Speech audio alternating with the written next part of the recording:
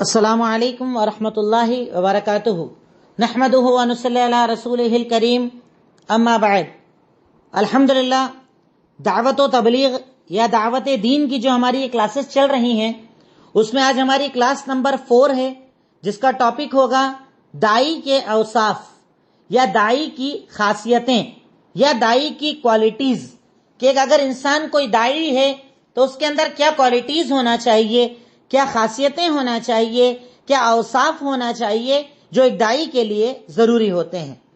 جیسے اب ہم نے پچھلی کلاسز کے اندر اگر یہ جان لیا کہ علم دین کی اہمیت کیا ہے، دعوت و تبلیغ کی اہمیت کیا ہے، اسلام کی کیا خاصیتیں ہیں، اب اگر ہم دعوت دینا چاہتے ہیں تو ہمیں یہ بھی جاننا ہوگا کہ داعی کی خاصیت کیا ہوتی ہے، داعی کون ہوتا ہے، داعی کے اندر کیا کیا کوالٹیز ہوتی ہیں جس کی بنیاد پر کوئی انسان داعی بنتا ہے یا اسے داعی کہا جاتا ہے۔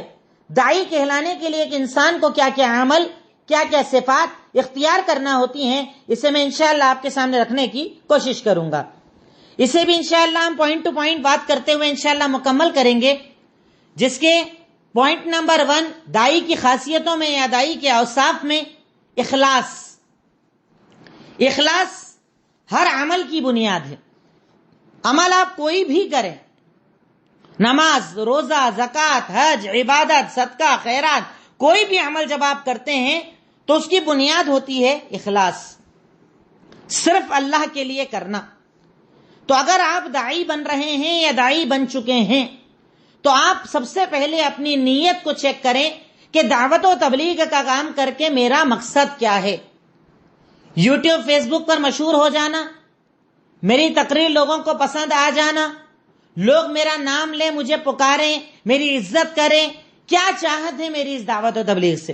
یا اللہ کا راضی ہو جانا، جنت کا فیصلہ ہو جانا، گناہوں سے بچ جانا، اللہ تعالیٰ راضی ہو کر میری قبر کو منور کر دے اور میری آخرت کو روشن کر دے، مقصد کیا ہے؟ سب سے پہلے ہمیں اس وقت پر رک کر اپنے مقصد کو چیک کرنا ہوگا کہ ایک داعی کی سب سے پہلی خاصیت یہ ہوتی ہے کہ اس کی دعوت کا مقصد ہوتا ہے اخلاص۔ میرا رب مجھ سے راضی ہو جائے، میرا اللہ مجھ سے راضی ہو جائے، دنیا مجھے جانے نہ جانے، میرا نام چلے نہ چلے، میری ویڈیو آڈیوز چلے نہ چلے، لوگ مجھ سے زیادہ محبت کرے نہ کرے، پر اللہ تو محبت کرنے لگ جائے، اس لیے میں دعوت کا کام کر رہا ہوں۔ جس کو اللہ تعالیٰ نے سورہ بینہ آیت نمبر 5 کے اندر ارشاد فرمایا، وَمَا أُمِرُوا إِلَّا لِيَعْبُدُوا اللَّهَ مُخْلِصِينَ لَهُ الدِّينَ، اور انہیں حکم دیا گیا ہے کہ وہ اللہ کی عبادت کریں، اس کے لیے دین کو خالص کرتے ہوئے، یعنی جب بھی کوئی عمل کریں، جب بھی کوئی عبادت کریں تو اللہ تعالیٰ کے لیے دین کو خالص کیا جائے۔ میرا مقصد، میری رضا کون؟ اور اس کے لیے سب سے آسان طریقہ ہے کہ اگر آپ دعوت کے راستے پر ہیں اور کوئی انسان آپ کی دعوت قبول نہیں کرتا ہے تو آپ کو غصہ نہیں آئے گا اگر آپ مخلص ہیں۔ کیوں؟ اللہ کے لیے کر رہا ہوں، قبول کرنا نہ کرنا اللہ کے اختیار میں ہے، میرا کام تو پہنچانا ہے، قبول کروانے والا تو اللہ ہے نا، تو مجھے کس بات کا ٹینشن لینا، مجھے کیوں فکر کرنا، کیونکہ کرنے والی ذات اللہ کی ہے، قبول کروانا نہ کروانا اللہ کا کام ہے۔ اللہ رب العالمین نے تو اپنے نبی کو ارشاد فرمایا کہ لست علیہم بمسیطر، آپ ذمہ دار نہیں ہو، آپ کا کام پہنچانے کا ہے، آپ کا کام بتانے کا ہے، آپ کا کام دین پھیلانے کا ہے، قبول کرنا نہ کرنا یہ بندے اور اللہ کے بیچ کا معاملہ ہے، اس لیے آپ اس کی فکر بالکل مت کیجئے کہ وہ قبول کرتا کہ نہیں کرتا، دشمن بنتا کہ دوست بنتا۔ تو اگر آپ اور ہم دعوت کا کام کر رہے ہیں تو ہماری سب سے پہلی چیز جو خالص ہو، سب سے پہلی یعنی صفت ہمارے اندر ہونا چاہیے وہ ہے اخلاص، کہ ہمارے عمل کا مقصد صرف اللہ کی رضا ہو۔ اس چیز پر اگر میں بات کروں، اور میں آپ کے سامنے کر بھی چکا ہوں ریاکاری کے ٹاپک کے اندر، میں نے تفصیل کے ساتھ آپ کو چیزیں بتائی تھیں کہ ریاکاری کے نقصانات کتنے بڑے ہیں اور اخلاص کے فائدے کتنے زیادہ ہیں۔ آج ہم دیکھیں دنیا کے اندر ایک آدمی اگر ذرا سا دین کا کام کرتا ہے تو دل کے اندر کیسی خواہشیں آ جاتی۔ میں کسی اور کی کیا بات کروں، میں تو سب سے پہلے خود اپنی مثال لیتا ہوں، کئی مرتبہ ہم لوگوں کے ساتھ بھی ہو جاتا ہے۔ کبھی ہم کسی اسٹیج پر بیٹھے ہیں، ہزاروں کا مجمع ہمیں سن رہا ہے، بڑی محبت کے ساتھ ایک ایک گھنٹہ بیٹھے، ہلتے بھی نہیں ہے، تو دل میں بات آنے لگتی ہے، شیطان آنے لگتا ہے، ارے تو اچھا بولتا ہے، تو اچھی تقریر کرتا ہے، اب اگر اس وقت میں اس شیطان کو جھٹک کر باہر نہ پھینکوں تو مجھے برباد کر دے گا، میرے عمل کو برباد کر دے گا، میرے ساری محنتوں کو برباد کر دے گا، میرے ہزاروں کلومیٹر کے سفر کو برباد کر دے گا، کیونکہ دعوت کا، دین کی دعوت کا یا ہر عمل کا بنیادی مقصد ہوتا ہے اللہ کی رضا۔ آپ کسی کو دعوت دیں، کوئی آپ کی بات سنے اور فوراً قبول کر لے تو آپ اس وقت کہیے الحمدللہ، اللہ میں تیرے دین کا کام کر رہا تھا اور تو نے اسے قبول کر لیا، یہ تیرا شکر ہے۔ ورنہ مجھ سے اچھے بولنے والے ہیں، مجھ سے اچھے بتانے والے ہیں، مجھ سے اچھے داعی موجود ہیں، لیکن لوگ ان کی باتوں کو قبول نہیں کرتے۔ اور اسی پوائنٹ کے اندر پہلی دلیل آپ نے سورہ بینہ آیت نمبر 5 لکھی، اسی میں آپ ایک حدیث لکھ لیجئے، صحیح بخاری کی روایت نمبر 1، سب سے پہلی حدیث، کہ جس میں اللہ کے نبی نے ارشاد فرمایا انما الاعمال بالنیات وانما لکل امرئ ما نوى، کہ ہر عمل کی بنیاد نیتوں کے اوپر ہے۔ آپ کا ارادہ، آپ کی نیت، آپ کی سوچ جیسی ہوتی ہے ویسے ہی عمل کا بدلہ اللہ رب العالمین آپ کو عطا کیا کرتے ہیں۔ نیت کی بنیاد پر وہاں پر فیصلے ہوتے ہیں۔ جیسے مثال دی کہ اگر تم میں سے کوئی ہجرت اس لیے کر رہا ہے کہ وہ ایک عورت سے شادی کر لے گا، مال دولت مل جائے گی، تو اس کو وہی بدلہ ملے گا۔ اور اگر تم میں سے کوئی ہجرت اس نیت سے کر رہا ہے کہ اللہ راضی ہو جائے، جنت دے دے، تو اسے وہ عمل ملے گا۔ تو ہمیں جب ہم دعوت کی فیلڈ میں اترنے جا رہے ہیں، دعوت کرنا سیکھ رہے ہیں، دعوت کے طریقے سیکھ رہے ہیں، تو ہمیں سب سے پہلے تو اپنی نیتوں کو خالص کرنا ہے کہ اللہ میرے عمل کا مقصد تو، اللہ میرے عمل کا مقصد تیری رضا، اللہ میری دعوت کا مقصد تیری رضا۔ اور پھر آپ دیکھنا اللہ آپ کی دعوت میں کتنا اثر پیدا کر دے گا۔ آپ بولو گے لوگ سنیں گے، آپ بتاؤ گے لوگ قبول کریں گے، آپ کی باتوں کی محبت اللہ دل کے اندر ڈال دے گا، آپ کے باتوں کی محبت ان کے سینوں میں اللہ رب العالمین اتار دے گا کہ وہ چاہ کے بھی آپ کی بات کو دور نہیں کر پائیں گے۔ یعنی جب وہ آپ کو سنیں گے تو ایسا لگے گا بس سنتے چلے جائیں۔ یہ سب اللہ کی طرف سے ہوتا ہے۔ کسی اسپیکر کی، کسی اسکالر کی یہ طاقت نہیں کہ وہ کسی کے دل میں اتر جائے، یہ تو اللہ کی طرف سے ہوتا ہے کہ اللہ تعالیٰ جس کی باتوں کو چاہتا ہے لوگوں کے دلوں کے اندر اتروا دیتا ہے اور لوگوں کے دلوں میں اس کی محبت پیدا کر دیتا ہے۔ ورنہ مثال آپ دیکھ لیجئے، ہمارے اور آپ کے نبی، کیا تھا ان کے پاس؟ نہ پیسہ، نہ دولت، نہ شہرت، کچھ نہیں تھا اس وقت۔ نبی تھے، اللہ کے پسندیدہ تھے، پر نیت کے اندر جب اخلاص لے کر وہ دعوت لے کر اٹھے، کچھ سالوں کے اندر مکہ کے حاکم بن گئے، دنیا کو ان کے قدموں میں رب العالمین نے ڈال دیا۔ لوگ ایسی محبت کرنے لگے کہ اگر آپ کہیں تو آپ کے سامنے اپنی جان بھی ہم قربان کر دیں گے۔ یہ محبت کرنے والے کہاں سے ملے؟ نیت کی وجہ سے، اخلاص کی وجہ سے۔ ہر عمل کے اندر بنیاد اخلاص۔ تو ہمیں دعوت کے اندر سب سے پہلے جو چیز ثابت کرنی ہے، سب سے پہلے جس چیز پر عمل کرنا ہے وہ ہے اخلاص۔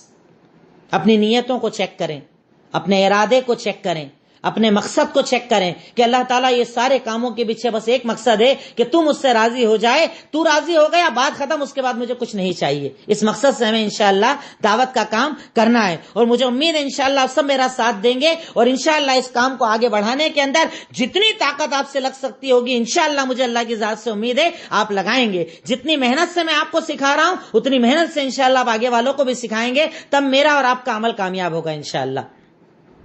دوسری خاصیت داعی کی، جو بولے اس پر خود عمل کرے۔ اللہ نے چاہا تو داعی کے اوصاف کو میں 2 سیشن کے اندر مکمل کروں گا انشاءاللہ، کیونکہ یہ بڑی اہم چیز ہے۔ سب سے پہلے ہم اپنے آپ کو سدھاریں گے، اس کے بعد ہم معاشرے کو سدھار پائیں گے انشاءاللہ۔ جو بولے اس پر خود عمل کرے۔ سورہ صف آیت نمبر 2، اللہ تعالیٰ کا فرمان، یا ایھا الذین آمنوا لما تقولون ما لا تفعلون کبر مقتا عند اللہ ان تقولون ما لا تفعلون۔ اللہ تعالیٰ نے ارشاد فرمایا، اے ایمان والو، ایسا کیوں ہے؟ تم کہتے تو بہت ہو پر عمل نہیں کرتے۔ سن لو، یہ اللہ کے پاس بہت بڑا گناہ ہے کہ تم کہو اور اس پر عمل نہ کرو۔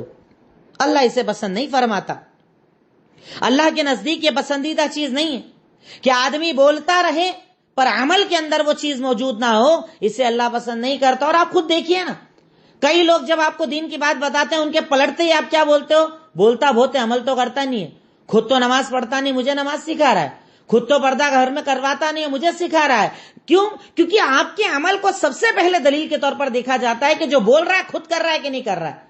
تو ایک داعی ہونے کی حیثیت سے سب سے پہلے آپ کو اپنے عمل پر محنت کرنا پڑے گی، اپنے آپ پر محنت کرنا پڑے گی، جس کو اللہ تعالیٰ اسی ورڈ کی یعنی تھوڑی ڈیٹیل دلیل اگر آپ کو چاہیے تو آپ سورہ عصر پڑھ لیجئے. سورہ عصر اسی پوائنٹ کی دلیل ہے، جس میں اللہ تعالیٰ کہتا ہے والعصر ان الانسان لفی خسر الا الذین آمنوا وعملوا الصالحات. اللہ تعالیٰ نے یہاں پر کیا کہا؟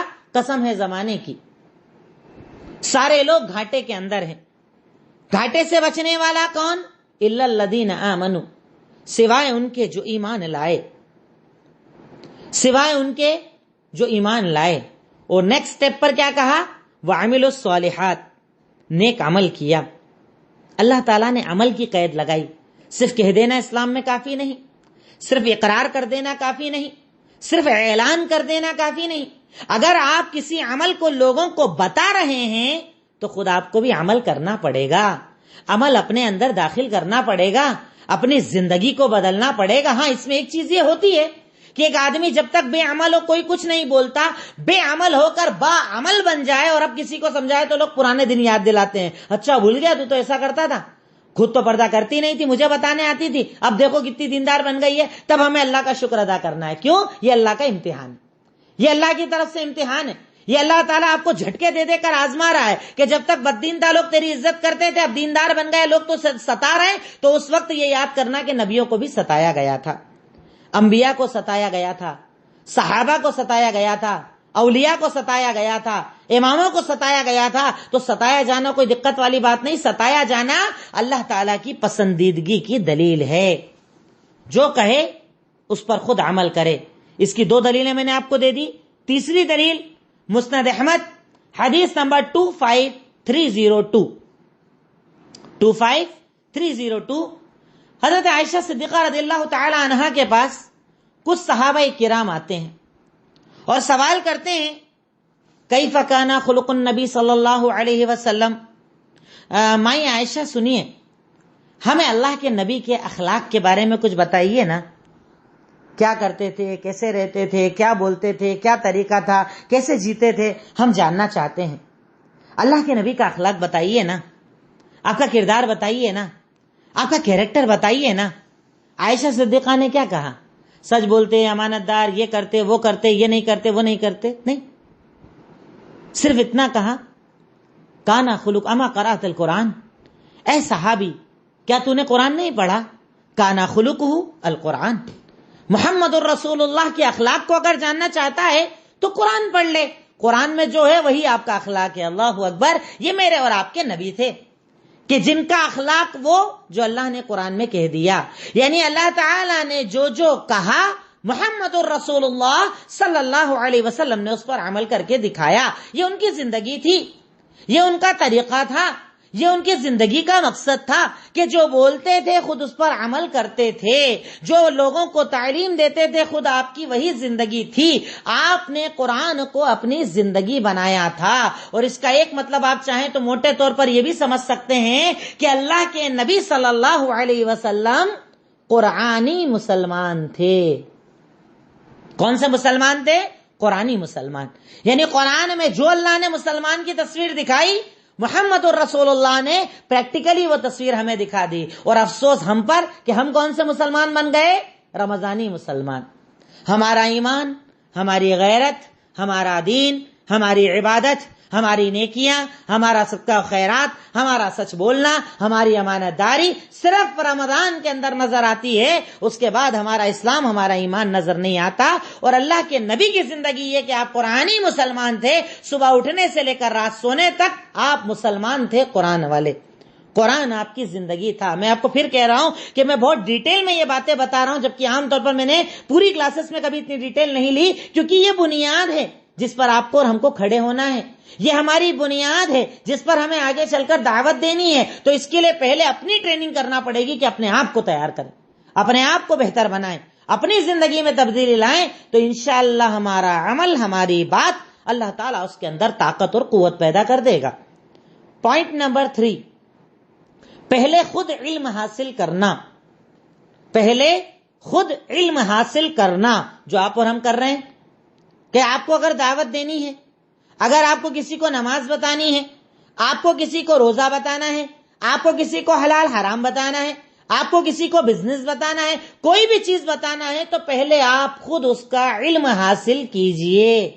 بنا علم کے بات نہیں کرنا چاہیے، بنا پڑھے بات نہیں کرنا چاہیے، بنا دلیلوں کے بات نہیں کرنا چاہیے، کیونکہ ایسے لوگوں کی باتوں کے اندر اثر ختم ہو جاتا ہے جن کے پاس دلیلیں موجود نہیں ہوتی ہیں. تو میں آپ سے پھر یہ کہوں گا کہ اگر آپ کسی کو دعوت دینے جا رہے ہیں، اور انشاءاللہ جو باتیں میں آپ کو سکھا رہا ہوں ان دلیلوں کو یاد رکھا کیجئے، تاکہ آپ کی بات کے اندر وزن آ جائے اور آپ کی بات کو اللہ رب العالمین زیادہ قیمتی لوگوں کی نظر کے اندر انشاءاللہ بنا دے. جس کی دلیل سورہ یوسف آیت نمبر 108، اللہ تعالیٰ کا فرمان، قل کہہ دیجئے اللہ کے نبی کہ میں اللہ کے دین کی طرف لوگوں کو بلاتا ہوں، علی بصیرہ، بصیرت کے ساتھ، علم کے ساتھ، نالج کے ساتھ.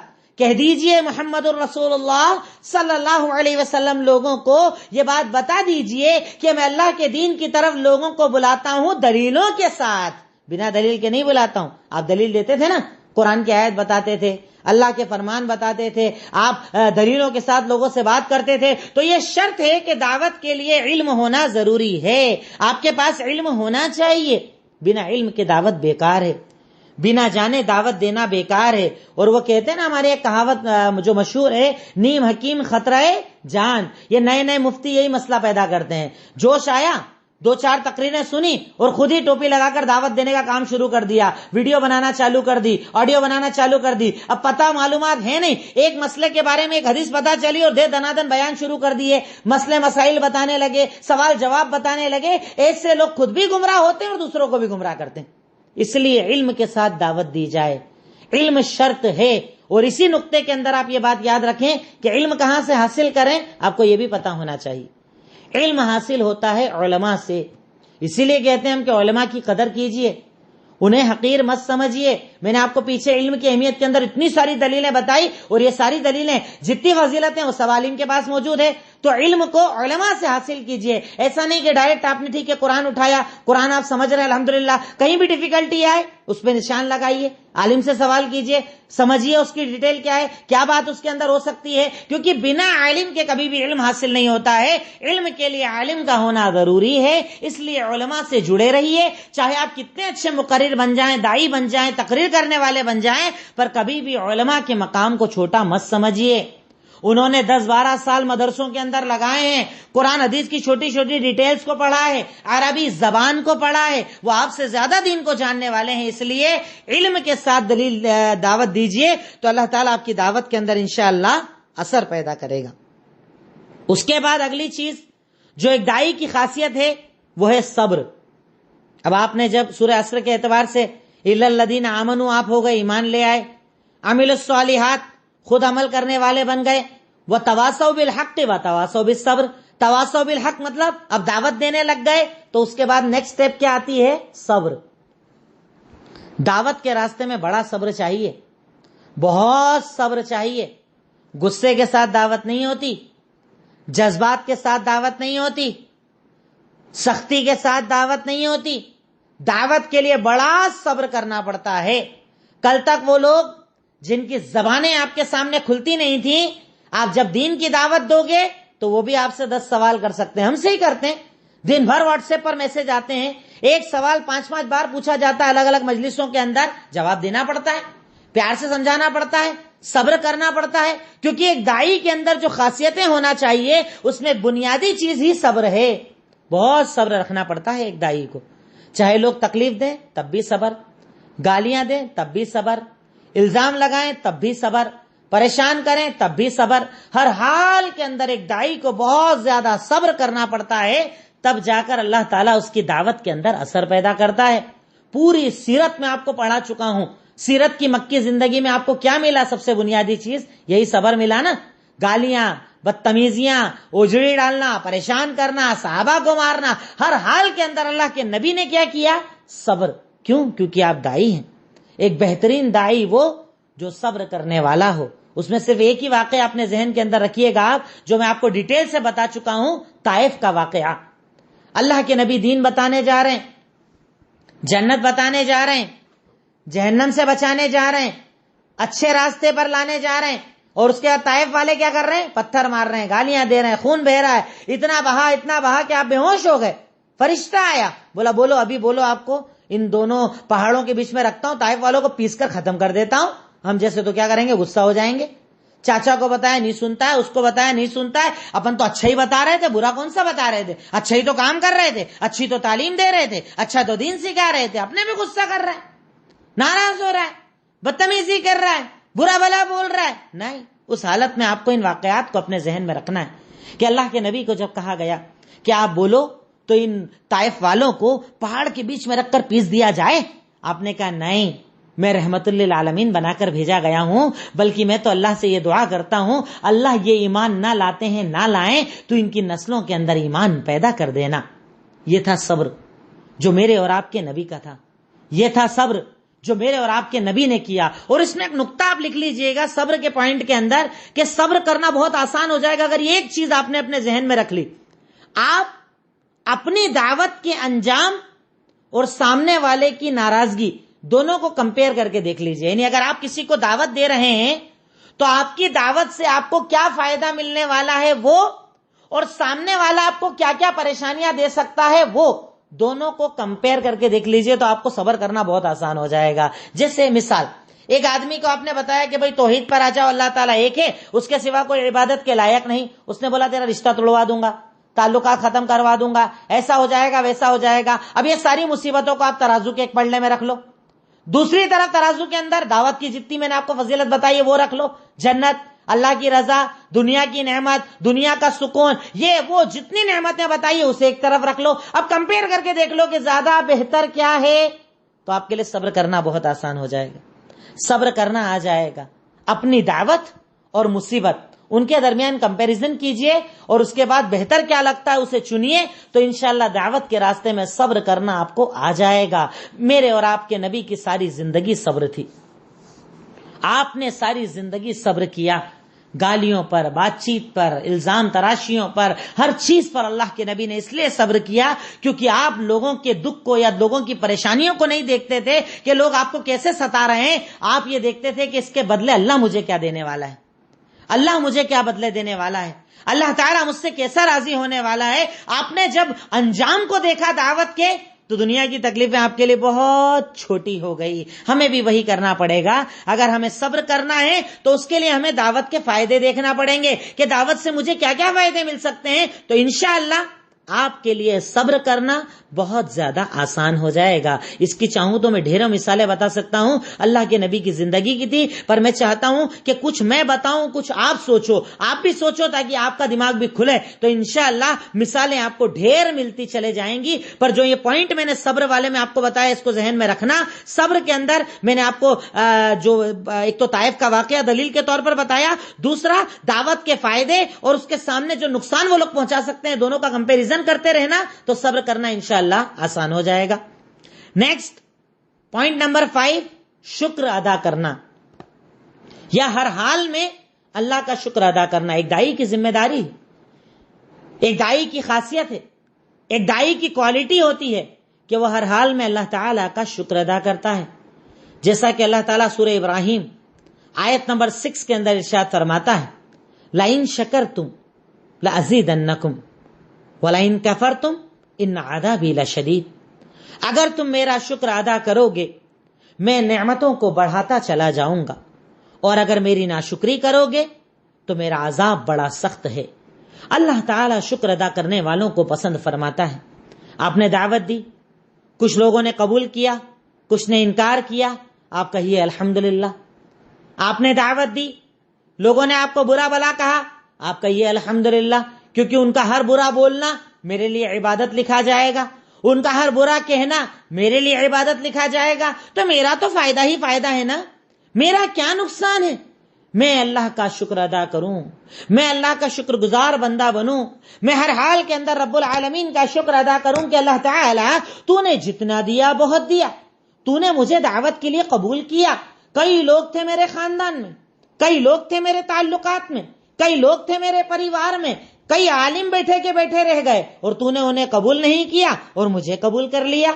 میں دعوت کا کام کر رہا ہوں, میں دین پھیلانے کا کام کر رہا ہوں, میں لوگوں کو حلال حرام بتا رہا ہوں, تو اللہ تعالیٰ میں تیرا کتنا شکر ادا کروں کہ تو نے مجھے جنت کے راستے پر ڈال دیا. مچھلی میرے لیے مغفرت کی دعا کرتی ہے، آسمان زمین کی مخلوقات میرے لیے دعا کرتی ہیں، یہ دعوت میرے لیے صدقہ جاریہ ہے، اس دعوت کی وجہ سے میری دنیا آسان ہے، آخرت میں جنت کا راستہ آسان ہے، میں کیا کیا فضیلتیں سوچوں اور کیوں نہ میں تیرا شکر ادا کروں، کیوں نہ میں تیرا شکر گزار بندہ بنوں، کیوں نہ میں ہر نعمت پر تیرا شکر ادا کروں کہ تو نے مجھے دعوت کے لیے چنا۔ آج اب دیکھیے نا، آج اب اس کلاس میں بیٹھے ہیں، آپ کیا سمجھتے ہیں؟ آسان چیز ہے؟ بہت مشکل ہے؟ نہ جانے کتنی مصروفیات آپ یوز کر سکتے تھے، کام کر سکتے تھے، گھر کے کام کر سکتے تھے، آرام کر سکتے تھے، پر نہیں، آپ کلاس میں ہیں۔ وجہ کیا ہے؟ اس وقت ہمیں اللہ کا شکر ادا کرنا چاہیے کہ اللہ تو نے مجھے چنا، مجھے اٹھایا، موبائل چالو کروایا، نیٹ چالو کروایا، کلاس اٹینڈ کروائی، میں دین سیکھ رہا ہوں یا سیکھ رہی ہوں، اور اب میں اسے آگے پھیلاؤں گا یا پھیلاؤں گی تو تیرا شکر ہے، تو نے مجھے توفیق دی، تو نے مجھے چنا۔ اگر اللہ تو مجھے نہ چنتا تو میں تو جہنم کے راستے پر چلا جاتا، میں تو دین سے دور ہو جاتا، میں گمراہی پر بھی ہو سکتا تھا، میں کفر پر بھی ہو سکتا تھا، میں بدعت پر بھی ہو سکتا تھا۔ اللہ تیرا احسان کہ تو نے مجھے چنا۔ تو ایک داعی کو ہمیشہ رب العالمین کا شکر ادا کرنا چاہیے کہ اللہ تعالیٰ نے مجھے دعوت کے لیے چنا۔ Point number 6، step by step دعوت دی جائے۔ یہ بڑا ایک مسئلہ ہے ہمارے یہاں داعیوں کا، دعوت تو دیتے ہیں پر دعوت کے سٹیپس کو سمجھ نہیں پاتے، پہلے کیا بتایا جائے، پھر کیا بتایا جائے، کون سی چیز اہم ہے، کون سی چیز زیادہ ضروری ہے، اس اعتبار سے دعوت نہیں دیتے۔ بس دعوت مطلب جیسے مثال کے طور پر میں نے آج سیکھ لیا دین، اب میرے سامنے کوئی شرک کر رہا ہے، دے دنادن شروع ہو جاؤ، یہ کچھ نہیں کر سکتے، ان کی کوئی اوقات اور حیثیت نہیں ہے، سننے والا صرف اللہ ہے، تم کر رہے ہو غلط، کفر ہو جائے گا، شرک ہو جائے گا، جہنمی ہو جاؤ گے۔ پتہ ہے کیا کرتے ہیں آپ؟ پھر اس کو دین سے ہی دور کر دیتے ہیں، آپ سے دور کر دیتے ہیں، آپ کے انداز سے دور کر دیتے ہیں، آپ کی دعوت سے دور کر دیتے ہیں۔ وہ آپ سے نفرت کرتا ہے اور آپ کی وجہ سے جماعتوں سے نفرت کرتا ہے، آپ کی وجہ سے آپ کے بتائے ہوئے قرآن حدیث سے نفرت کرنے لگتا ہے، یعنی آپ کسی انسان کے دل میں اسلام کی نفرت پیدا کر دیتے ہیں اپنے انداز کی وجہ سے۔ تو دعوت جب آپ دیں تو اسٹیپ بائی اسٹیپ دعوت دیں۔ اس میں آپ دلیل چاہیں تو رکھیں، سنن ابو داؤد حدیث نمبر 1584، سنن ابو داؤد حدیث نمبر 1584۔ اللہ کے نبی نے اپنے ایک ساتھی معاذ ابن جبل کو یمن کا گورنر بنا کر بھیجا، بلایا، سنو معاذ، انک تاتی قوما من اہل الکتاب، میں تمہیں اہل کتاب کی طرف بھیج رہا ہوں، مطلب یہود اور نصارہ کی طرف بھیج رہا ہوں، دعوت کے لیے بھیج رہا ہوں، دین سکھانے کے لیے بھیج رہا ہوں، کیا کرنا سنو۔ سب سے پہلے انہیں پتا ہے کس چیز کی دعوت دینا؟ اللہ کے سوا کوئی عبادت کے لائق نہیں، اور محمد الرسول اللہ صلی اللہ علیہ وسلم اللہ کے رسول ہیں۔ سب سے پہلے توحید بتانا، پیار، اخلاق، انداز، ادب، بڑے چھوٹے کی تمیز، یہ ساری چیزوں کے ساتھ سب سے پہلے توحید سکھانا۔ توحید کنفرم ہو جائے، توحید مان لیں، توحید کو قبول کر لیں، تب انہیں نیکسٹ سٹیپ پر یہ بتانا اللہ نے تم پر رمضان کے روزوں کو فرض کیا ہے، روزہ سمجھ جائے، مان لیں، قبول کر لیں، تب بتانا اللہ نے تم پر نماز فرض کی ہے 5 وقت کی، نماز مان لیں، نماز سن لیں، پھر انہیں بتانا اللہ نے تم پر زکوٰۃ فرض کی ہے، مان لیں، سن لیں، تسلیم کر لیں، قبول کر لیں، اس کے بعد انہیں بتانا اللہ نے تم پر حج فرض کیا ہے۔ یعنی دعوت کا کام اسٹیپ بائی اسٹیپ ہونا چاہیے۔ ایک آدمی ابھی اسلام کے اندر آیا ہے، ابھی توحید پر آیا ہے، ابھی شرک و بدعت کو چھوڑا ہے، اب نے لا کے اس کے سر پر رکھ دیا، لو توحید ابھی قبول کری، لو چلو نماز پڑھو جلدی جلدی، اتنی رکعت جلدی جلدی ادا کرو، ابھی وہ کر ہی رہا ہے، چلو روزہ آ گیا فٹافٹ 1 مہینے کا پورا روزہ کمپلیٹ کرو، ابھی وہ کر ہی رہا ہے، ادھر زکوٰۃ دو ادھر حج دو، اتنا بوجھ ڈال دو کہ آدمی گھبرا کے ہی بھاگ جائے۔ یہ دعوت کا طریقہ نہیں۔ دعوت اسٹیپ بائی اسٹیپ ہونا چاہیے، پہلے اہم چیز، پھر اس کے بعد دعوت کے اندر ترتیب کو سمجھا جائے، دعوت کو اسٹیپ بائی اسٹیپ آگے بڑھایا جائے۔ دعوت کے اندر سب سے پہلے آتی ہے توحید، پھر آتا ہے روزہ یا نماز، پھر آتا ہے نماز یا روزہ، یعنی جیسی چاہے ترتیب بنائیں، مگر سب سے پہلے توحید۔ ایک آدمی کو پہلے آپ توحید سکھائیں۔ اب اس کے اندر بھی انداز میں آپ کو قصص الانبیاء میں نے اسی لیے آپ کو پڑھایا تھا تاکہ آپ کو دعوت کا انداز پتا چلے۔ حضرت ابراہیم کیسے بول رہے ہیں، ابا گھر میں بتوں کی فیکٹری چلا رہا ہے، کارخانہ چلا رہا ہے، اس کو کیا بول رہے ہیں؟ کافر سن، اے بت پرست سن، اے بدعتی سن، اے مشرک سن. نہیں، ابو جان سنیے، آپ کیوں عبادت کرتے ہیں ان معبودوں کی؟ انداز، طریقہ، کیسے ہم دعوت دیں. سارے انبیاء اکرام کی میں نے زندگیاں آپ کو پڑھائی، قصص الانبیاء کو مکمل کیا. کیا مقصد تھا؟ کس سے کہانی؟ میں چاہتا تھا کہ ان کی دعوت کا انداز آپ نکال لیں کہ کتنی محبت تھی ان کے پاس، کیسے سمجھتے تھے وہ اہم چیزوں کو، پہلے کیا سکھایا جائے، اس کے بعد کیا، اس کے بعد کیا، یعنی پوری دعوت کو اسٹیپ بائی اسٹیپ سمجھا کرتے تھے. یہ آپ کو اور ہم کو بھی سمجھنا پڑے گا، کیونکہ ہر آدمی الگ ہوتا ہے. سب کو ایک لکڑی سے ہانکا نہیں جاتا ہے، سب کو ایک لکڑی سے چلایا نہیں جاتا ہے. جیسے گھر کے اندر اکثر میں مثال دیتا ہوں، آپ کے گھر کے اندر اگر 3 بچے ہوں، ایک بچہ آنکھوں سے ڈر جاتا ہے، ایک بچہ 2 بار کی مار سے ڈر جاتا ہے، اور ایک ڈھیٹ ہوتا ہے، روز مار کھاتا ہے پھر بھی جلدی نہیں سدھرتا ہے. یہی سارے بچے بڑے ہو کر آپ کے سامنے آئے ہیں. ایک کو بولو گے توحید اللہ، وہ مان لے گا، ایک کو 2 بار بتاؤ گے تب مانے گا، اور ایک لڑے گا بھیڑے گا اس کے بعد سمجھے گا. تو ہر انسان کے اعتبار سے دعوت کا انداز بدلنا ہوگا. ہر ایک کے لیے ایک انداز نہیں چلتا، ہر ایک کے لیے ایک طریقہ نہیں چلتا. اس چیز کو سمجھ کر ہمیں لوگوں کو دعوت دینا ہوگی، تب اللہ رب العالمین ہماری دعوتوں کے اندر اثر پیدا کرے گا. میں معافی چاہوں گا اگر زیادہ ڈیٹیل میں آج میں بات کر رہا ہوں تو، لیکن یہ چیزیں ضروری ہے، کیونکہ اس کو جب تک نہیں سمجھیں گے ہم لوگ اپنی بات کو مکمل نہیں کر پائیں گے. آج کا میرا لاسٹ پوائنٹ رہے گا اور کل باقی بچے پوائنٹ انشاءاللہ آپ کے سامنے آئیں گے. پوائنٹ نمبر 7، نرم انداز. نرم انداز. اس کے پہلے والا پوائنٹ میں نے بنوایا ہے آپ سے کہ اسٹیپ بائی اسٹیپ دعوت دینا. نیکسٹ پوائنٹ ہے پوائنٹ نمبر 7، نرم انداز میں دعوت دینا. یہ بھی بہت ضروری ہے. اس میں مثال جو اوپر میں نے آیت بتائی، سورہ مریم آیت نمبر 42، سورہ مریم آیت نمبر 42، جس میں حضرت ابراہیم کی دعوت کا انداز بتاتے ہوئے اللہ تعالیٰ کہتا ہے کہ انہوں نے اپنے ابا سے کہا، اے میرے ابو جان، اے میرے ابو. ارے ٹھیک ہے، آپ کے باپ شرک پر ہیں، ماں شرک پر ہیں، آپ کو کہیں سے دین ملا، آپ نے قبول کر لیا، سمجھ لیا، توحید پر آ گئے، تو اس کا مطلب کیا بدتمیزی کریں گے، برا بھلا بولیں گے، کافر مشرک بولیں گے انہیں؟ یہ جائز ہی نہیں ہے اسلام کے اندر کہ اس طرح کے حکم آپ کسی کے اوپر لگائیں. آپ کو طریقہ، آپ کو اخلاق، آپ کو انداز، آپ کو نرمی اپنانا پڑے گی، تب اللہ رب العالمین آپ کی باتوں کے اندر اثر دے گا. ورنہ اللہ تعالیٰ سخت لوگوں کو پسند نہیں کرتا، اللہ تعالیٰ سختی کرنے والوں کو پسند نہیں کرتا. تو آپ کا انداز بہترین اور پیارا ہونا چاہیے، پیارے انداز میں بات کریں. دوسری دلیل سورہ نحل آیت نمبر 125، اللہ تعالیٰ ارشاد فرماتا ہے، ادعو الی سبیل ربک بالحکمت والموعظۃ الحسنہ وجادلہم باللتی ہی احسن.